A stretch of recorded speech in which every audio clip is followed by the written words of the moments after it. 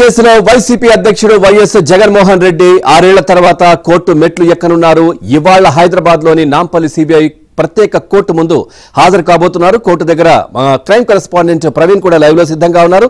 ప్రవీణ్, పూర్తి డీటెయిల్స్ ఏంటి? ఈ రోజు జగన్మోహన్ రెడ్డి 6 ఏళ్ల తర్వాత హాజరు కాబోతున్నారు.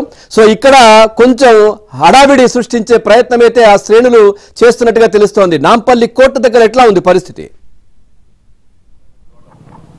జగన్ అక్రమాస్తుల కేసులో ఈరోజు వ్యక్తిగతంగా విచారణకు హాజరు కాబోతున్నాడు. ఎగ్జాక్ట్గా 11:30 బేగంపేట ఎయిర్పోర్ట్ నుండి బయలుదేరి నేరుగా నాంపల్లి సిబిఐ కోర్టులో విచారణకు హాజరు కాబోతున్నాడు. ఎందుకంటే గత విచారణలో స్పష్టం చేసింది ఈ నెల 21లోగా వ్యక్తిగతంగా విచారణకు హాజరు కావాలంటూ కూడా జగన్మోహన్ రెడ్డికి సిబిఐ కోర్టు ఆదేశించడంతో ఒక్కరోజు ముందే నేడు విచారణకు హాజరు కాబోతున్నటువంటి పరిస్థితి అయితే స్పష్టంగా కనపడుతుంది. దాదాపు 6 సంవత్సరాలుగా జగన్మోహన్ రెడ్డి ఇప్పటి వరకు కోర్టు మెట్లు ఎక్కనటువంటి పరిస్థితి కనపడుతుంది. 6 సంవత్సరాల తర్వాత మొదటిసారిగా సిబిఐ కోర్టు ముందు విచారణకు హాజరు అవుతున్నటువంటి నేపథ్యంలో పోలీసులు కూడా పూర్తి స్థాయిలో బందోబస్తు కూడా ఏర్పాటు చేసినటువంటి పరిస్థితి కనపడుతుంది. మనం చూసాం ఇప్పటికే నాంపల్లి కోర్టు వద్ద కూడా పోలీసులు పూర్తి స్థాయిలో బందోబస్తు ఏర్పాటు చేయడం జరిగింది. ఎందుకంటే ఈ గతంలో మనం చూసాము, ఎందుకంటే వాళ్ళ క్యాడర్ కావచ్చు, వాళ్ళ పార్టీకి సంబంధించినటువంటి వారందరూ కూడా కొంత హంగామా సృష్టించేటువంటి అవకాశం ఉంటుంది. కాబట్టి దాన్ని దృష్టిలో పెట్టుకుని పూర్తి స్థాయిలో పోలీసులు అయితే మాత్రం బందోబస్తు కూడా ఏర్పాటు చేసినటువంటి సందర్భం కూడా కనపడుతుంది. ఇక జగన్మోహన్ రెడ్డి సీఎం అయినటువంటి సమయంలో సీఎంగా బాధ్యతలు స్వీకరించిన తర్వాత 2020 జనవరి 10న వ్యక్తిగతంగా సిబిఐ కోర్టు ముందు విచారణకు హాజరయ్యాడు.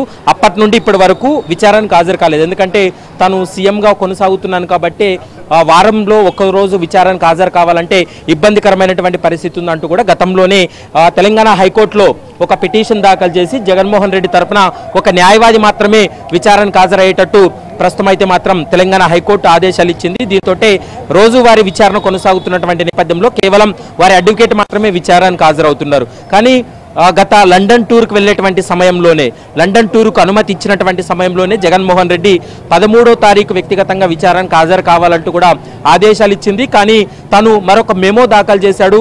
తాను వ్యక్తిగతంగా విచారణకు హాజరు కాకుండా వెసులుబాటు ఇవ్వాలని, ఒకవేళ అవసరమైతే వీడియో కాన్ఫరెన్స్ ద్వారా తాను విచారణకు హాజరయ్యేందుకు సిద్ధంగా ఉన్నాననేటువంటి అంశాన్ని గతంలో తను మెమో ద్వారా కూడా చెప్పడం జరిగింది.